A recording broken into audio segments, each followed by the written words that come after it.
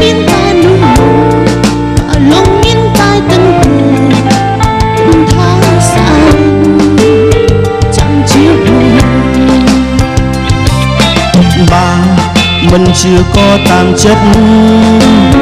ព្រមការពិតគឺស្ថិតក្នុងបេះដូងទើបស្គាល់ពីស្នេហាហ៊ានសារភាពលើកដំបូងបែរត្រូវអូ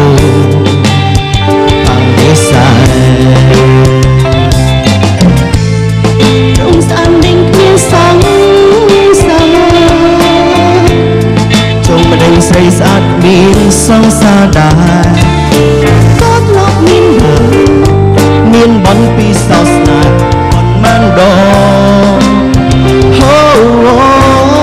ព្រមស្អាតទុំចិត្តមិនបានទេធ្វើឲ្យគេស្នេហ៍ឬក៏ព្រមសិនតែកុំទុំស្រីជាមនុស្សធ្លាប់ជាតែម្ដងក៏ចា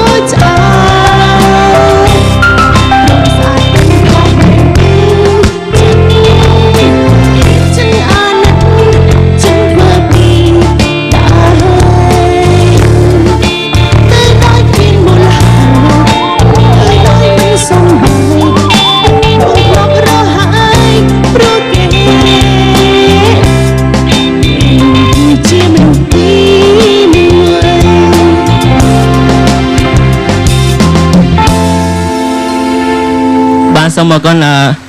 ខ្ញុំសូមអរគុណដល់ Starman ដែលបានឧបត្ថម្ភសម្លេងពាក់ដល់រូបខ្ញុំបានអរគុណដល់បង Queen អរគុណដល់អ្នកគ្រូតាន់សវណ្ណឌីដែលបានផ្ដល់ដំបូន្មានល្អចាឥឡូវនេះមកបត់នេះនាងខ្ញុំឈួតតែម្ដងចាអើយអើយ